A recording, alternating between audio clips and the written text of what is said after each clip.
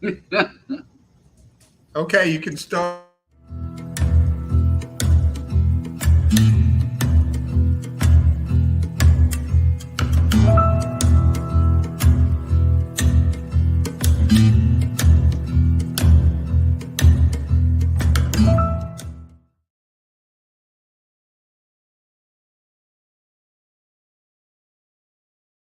Welcome Home Radio Podcast. Are you looking to buy or sell your home? Our team is here with answers to guide you through the buying and selling process. We encourage you to ask questions. Please comment on this show or visit us at welcomehomeradio.net for more information. Bringing real estate, lending, and education together in one place, and to help you make the right home decision for you and your family. Here are your hosts, Blair Thomas, Tom Holm, Alan Pace, and Jeff Duffy.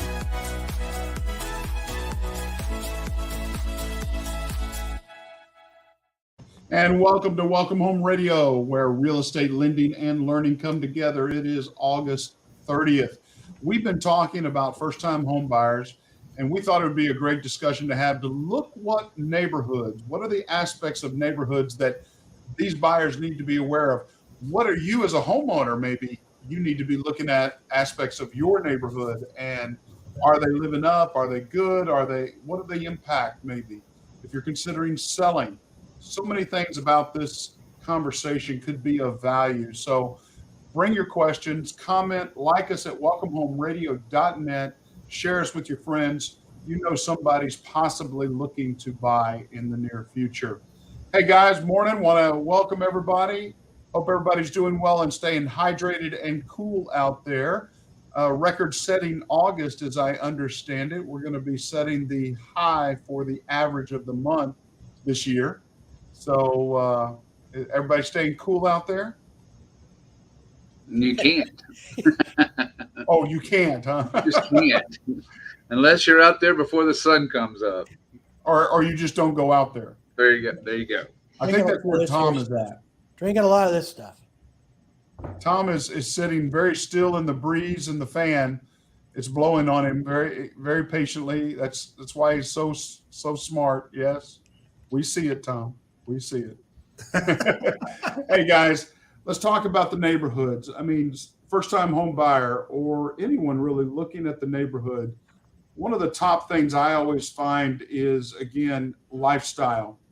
What type of lifestyle is that neighborhood? What's the makeup of other people in the neighborhood? And, give your input here, but is that really important? Do you want families with families? I mean, you're going to have, if you have schools in the neighborhood, you're going to have young kids, but you also are going to have the older generation, the not childless, but the empty nesters, I would call them. What's the makeup? Yes, IR1 as well. But lifestyle, does it succeed? Does it add value? Is it close to things that you want? What else aspect of the neighborhood lifestyle are you looking for? I think one of the main aspects that's going to affect the area you're looking at as well is an HOA. Oh my goodness! Well, just go ahead and let me just pull it right out of the hat. Wow! He blew that gun right out out of the water. Makes you want to sing a happy song, don't it? I'm trying to peel back that winning sticker, so I just went right after it. You pulled the Band-Aid off in one fell swoop, and the scab came with it. Because I got to tell you, I am an anti-HOA guy from the get-go. I want my neighbors 1 mile away, and I don't want an HOA anywhere within. So, well, you're okay if you have your neighbors 1 mile away. They probably want me 1 mile away as well. I understand. But tell us about HOAs, Jeff. What do they really do? What does an HOA do? Well, let's think about, first of all, it's usually going to change and determine the price tag on the home you're looking for. And in a typical area where the property is going to have an HOA. But while everybody likes to complain and be annoyed with, and I've been right there in that same boat, at the same time, there might be somebody 2 houses down that they could be changing out their transmission in the front yard. So I'm also appreciative that that's not allowed. And leaving that transmission in the bathtub also. That's absolutely. So there's a fine line to what you're saying, leave me alone, be a mile away. But when it comes handy. There are a lot of communities that have changed their rules on transmission changing and stuff like that. But it's neighborhood, is a big deal. And what makes real estate fun is we change. We start, we're in the middle, and we get older. It's our needs change. And what was at one point schools and maybe my job is close has become mass transit, easy access, hospitals close by, things like that. So it changes as we age, and it's what really makes real estate a lot of fun. I mean, every family's different, and it's an interesting aspect. HOAs, there's good and there's bad. I mean, there's some really bad stories out there about HOAs. But, I think for the most part, people get along with them all right.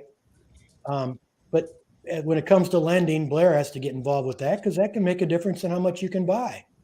So, but anyway, that's a different subject, different story. But neighborhoods are. Oh, no, it's a ball part of this one, in my opinion. It's not a different story. It's a part of it. I mean, it's a big part of it. It's huge because if you look at certain areas, some of the HOA dues are not frivolous.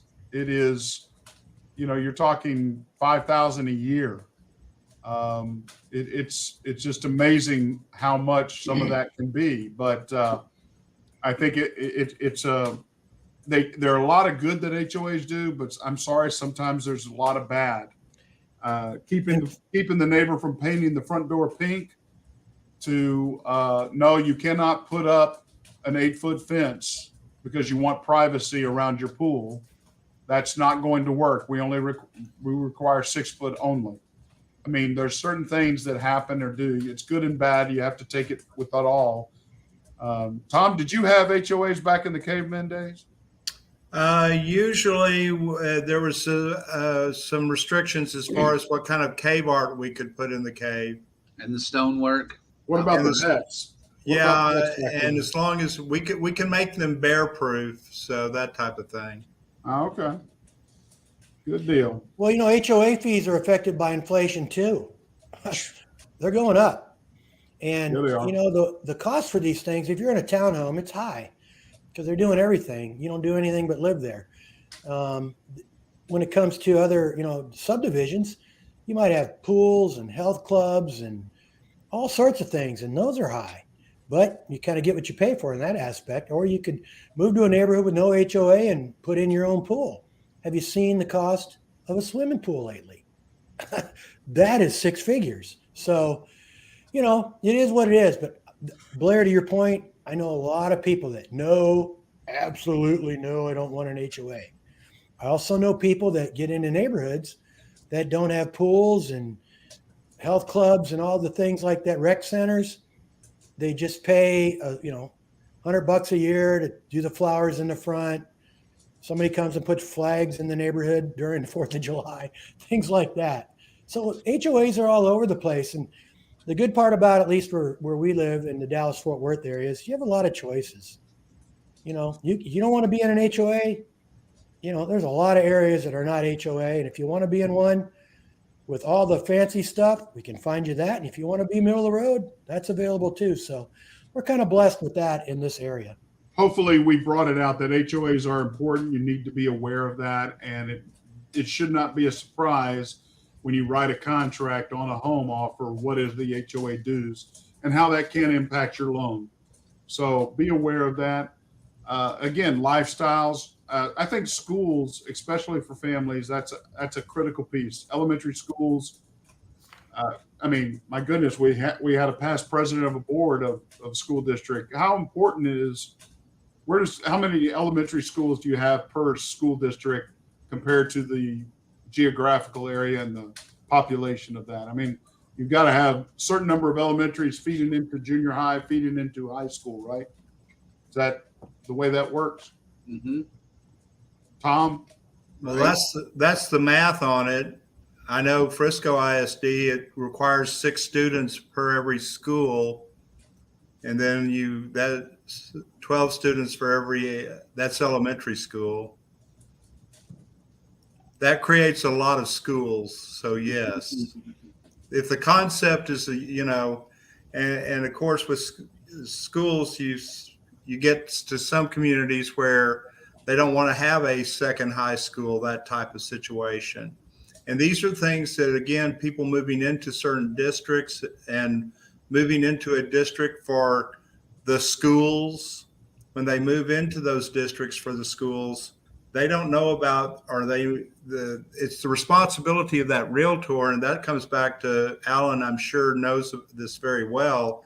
When you sell somebody in a certain community, you're supposed to be able to describe that community to the person and tell them about, what goes on. And the politics, unfortunately, become part of the transition, but even more so policy and policies that have been in place for years and years and years. I mean, I'm in a school district where, it was like,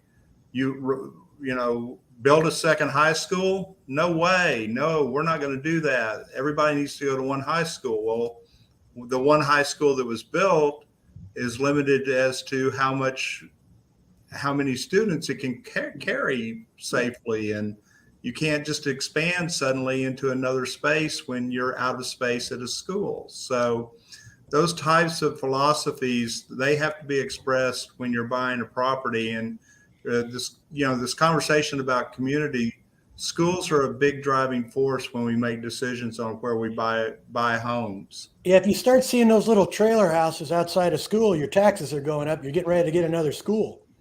So that's a sign. But yeah, anybody moving into a neighborhood and you have kids and schools are important, you got to do a lot of research. You got to, do your diligence.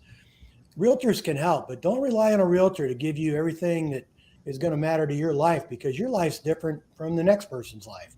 So what's a priority to you? Sports, spelling bees or math or whatever. You got to find the right school for you. And, it's interesting you brought up about Frisco ISD, Plano ISD, Allen ISD. I mean, they all have different philosophies. And Allen being the one that has, hey, we're going to have one gigantic high school and everybody feeds into it. Only, for their athletic program, for their educational side, whatever it may be. So you need, as everybody's here said, you need to do your research, understand the district that's there for the community at large, for your family, for your children. If that's not a critical point, if you're an empty nester already, what the other things in the neighborhood are looking for? We're looking for local resources, local retail, pride in the neighborhood. I mean, I know the look, and we talked about HOAs, but a lot of times your HOAs are run by a lot of those empty nesters that have either retired and or are looking and they want to help out. So, what are they looking for? What are those things that, because I think one of the things, crime rate seems to be one of the key things. I would think a lot of people, families and whether with or without kids, are looking for a neighborhood that's secure. What a good example of this is, I think, is Louisville. Very old city, Texas wise, and good community for years and years. And then the 70s came and the 80s, and they built Marcus High School in Flower Mound, which alleviated a lot of the load from Louisville. But downtown hadn't changed.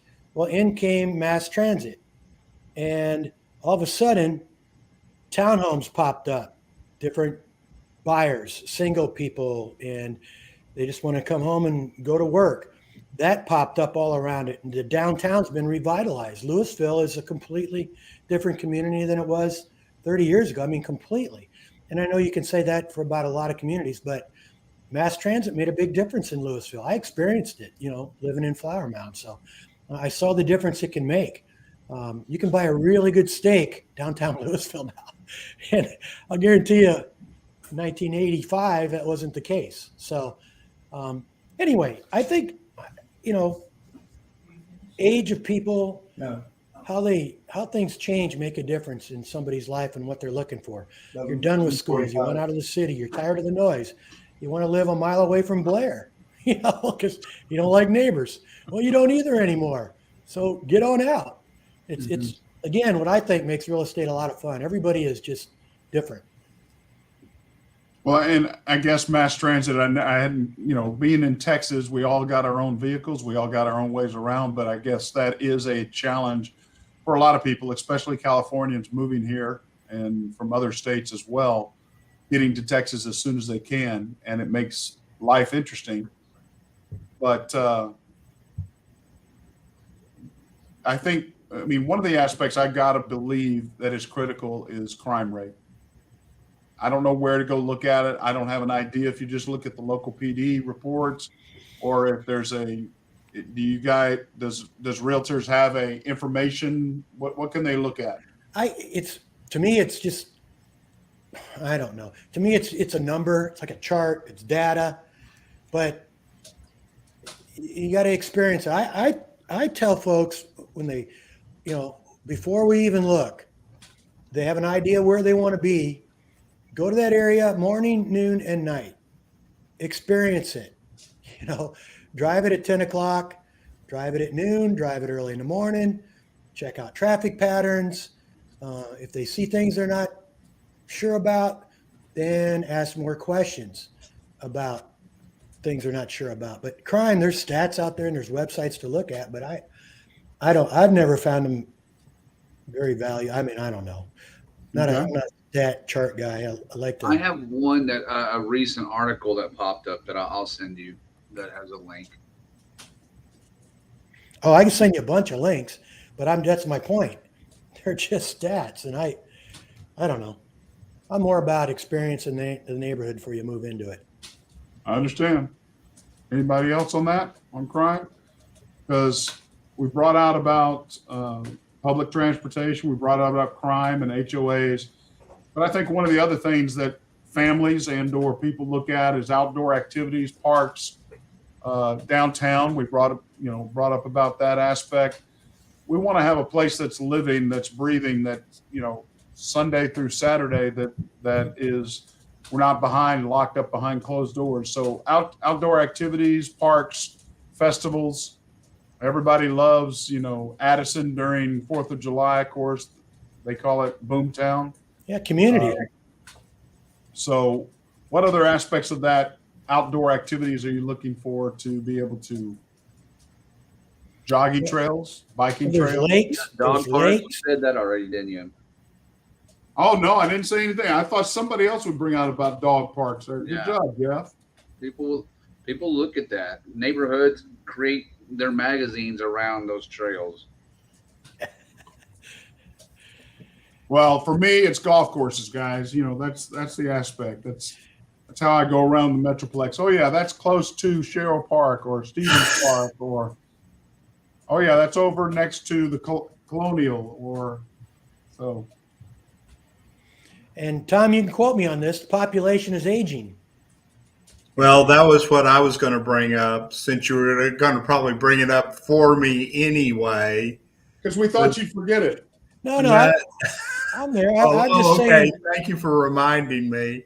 You could just do that privately in the chat if you would really thinking about being nice. But yeah.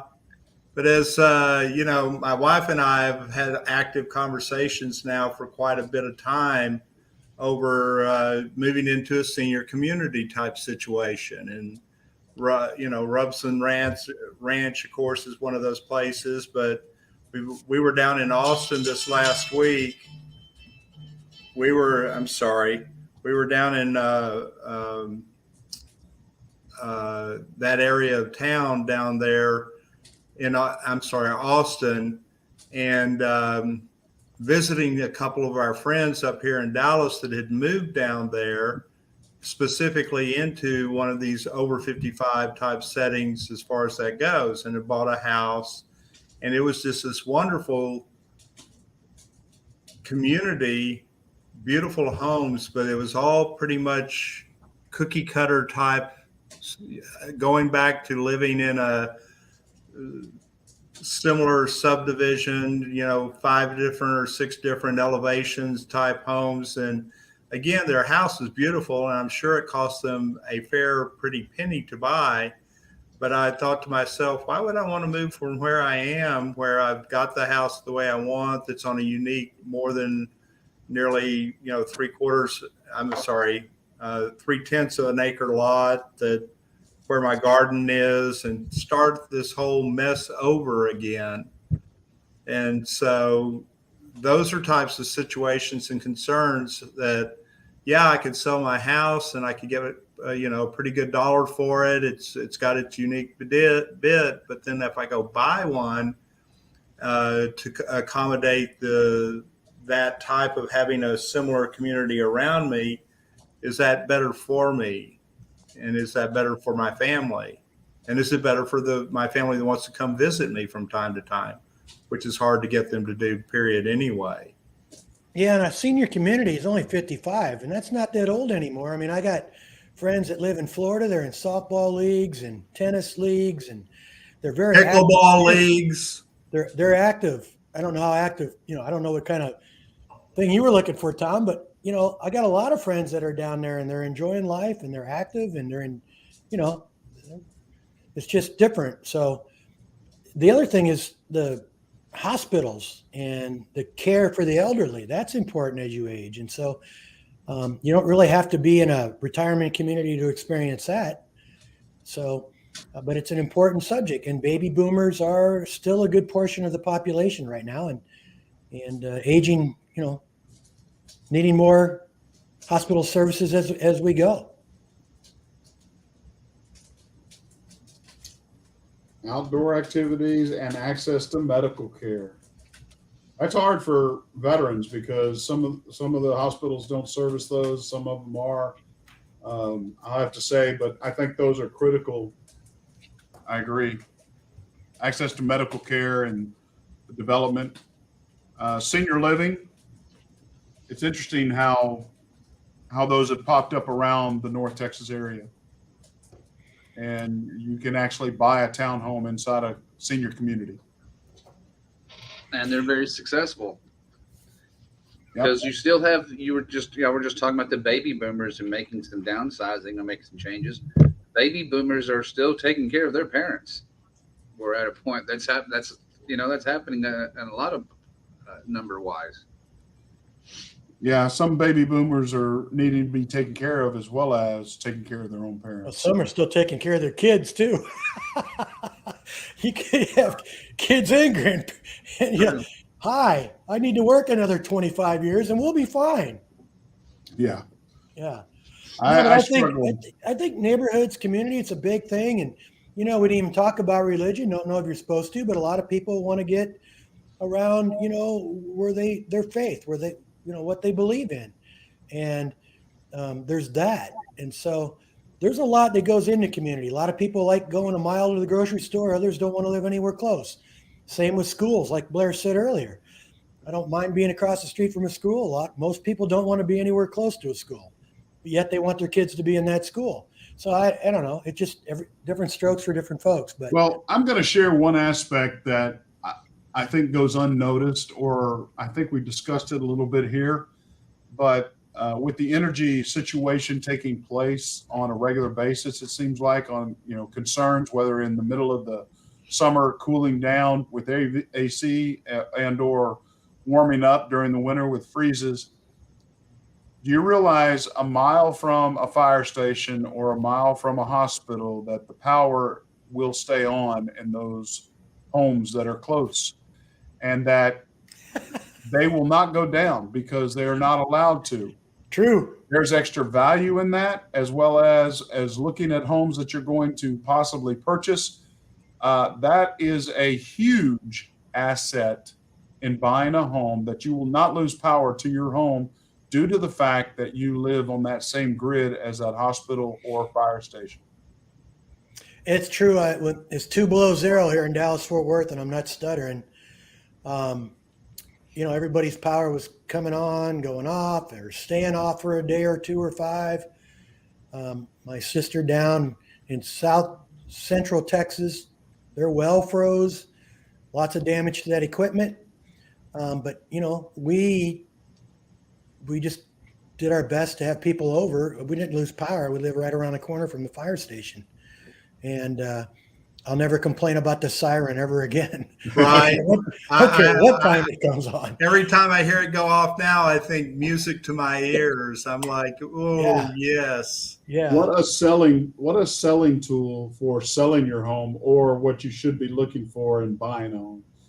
I just think that's one of those aspects about neighborhoods that people don't talk about or understand or even consider until it's too late.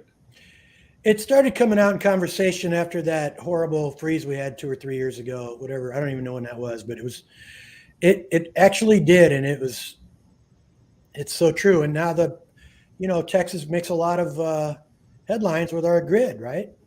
So Still making headlines with our grid. They're closing down more electrical plants, but yet they're not replacing them. Okay, Blair, good input there. So Sorry. I know. Truth hurts sometimes. Yeah, I'm just saying it. Just to go to your point about it is coming out in conversation more and more. Good. Now, how important is it about nearby shopping and restaurants? Well, with DoorDash, who cares? Or Amazon. Even if you live out in the country, they have what they call country DoorDash. Gosh. Yeah, shopping's I think it is. Especially if you have family younger members that kids have a lot of different times, you're going to be needing these things consistently for many years to come. So getting to an area that's close by but not obnoxious is probably the key. And with the growth we're having, not obnoxious. That's an interesting. Well, you look at some of the communities in DFW where they're very specific down to each brick color to make it blend in, so it doesn't look like it's such. Are you talking about Legacy West? Legacy West and in South Lake in those areas, how they make their restaurants and everything finish out. That's what I mean by Antenna's a suburb of Argyle, and look how that's changed. I mean, you used to, if you lived in Argyle, there was that downtown area and a post office and stuff, but you had to drive pretty far to get to a grocery store. Now there's retail, there's coffee, there's big Kroger's out there, and Tom Thumb's close, and so in communities like Dallas-Fort Worth, where we're growing outwards at a pretty fast rate, what used to be the country is now you're in an area close to shopping, and that isn't what you started out wanting. Absolutely. So, that's what makes it all fun. Yeah, and I go back to dog parks and walking areas and just being able to get outdoors. Now, in looking at, we talk about shopping and restaurants, is nightlife something that's important in a neighborhood? Again, that depends on, I think the younger, the better there, unless you're, living in New York City or Manhattan, you're there for a reason and you enjoy all that. But if you're living in a suburb in Dallas-Fort Worth, there's really not a lot of nightlife. There's places. Well, my wife and I, our first apartment was in kind of the east side of Plano. And now that downtown's developed up with all those apartments, I think that would have been really cool. We had a chance to live, but that was all still old downtown Plano at that time. That was before owning the horse, right? It was. Yeah, it seemed like everybody young, lives down in at least for a little while. Deep Ellum and, yep. South Greenville, Mockingbird.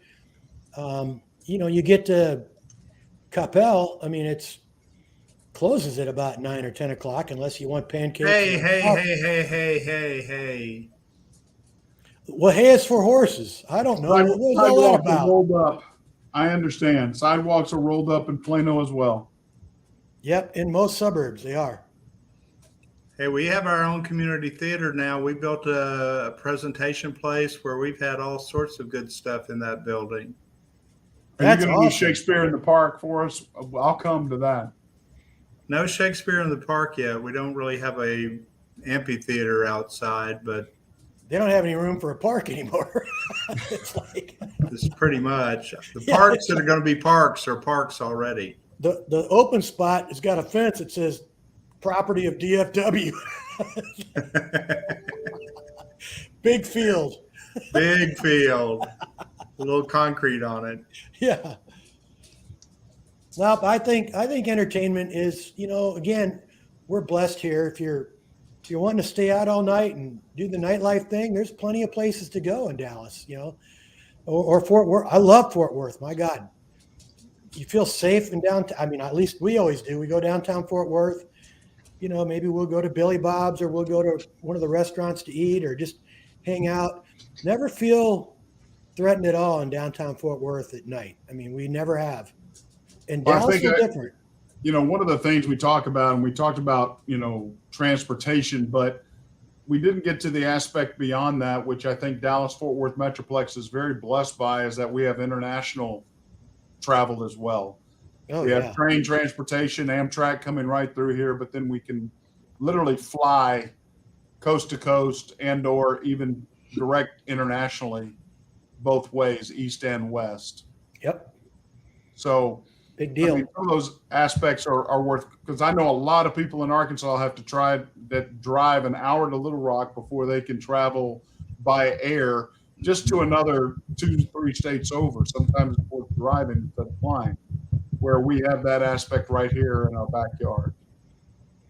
Well, you'll notice that when DFW, I moved to Flower Mound when there was 4,000 people, and it was out in the sticks. And when you lived in the Greenville Forest area, which is where we lived, it was 20-something miles out to Grapevine Lake. That was a trip. Now it's all city, and that airport is what caused it. I mean, DFW made a big, big difference. Sure. And every time a plane lands, it's $1 million in revenue for Dallas or Fort Worth. It's a big, big, big, big thing. And international, you're right, Blair. We're really lucky here. We can go anywhere. We're very fortunate. Well, I hope we brought out some of the key topics, at least 12 different aspects of a neighborhood anybody should be looking at. If you're looking, even if you're not a first-time buyer, but you've done this, there are key aspects of looking at it and making you aware of. So I want to thank you. Find us at welcomehomeradio.net. Like us, share us, and ask our questions there. We appreciate the time. I'm Blair Thomas. I'm Tom Holm with Champion School of Real Estate. I'm Alan Pace. I'm Jeff Duffy with Fidelity National Title. God bless. Y'all have a great week. Thank you. Peace. Welcome Home Radio production provided by Lunatic Digital. Check the listing of this podcast for the links to our sponsors. And don't forget to like, share, and follow us on social media. Visit welcomehomeradio.net for more information.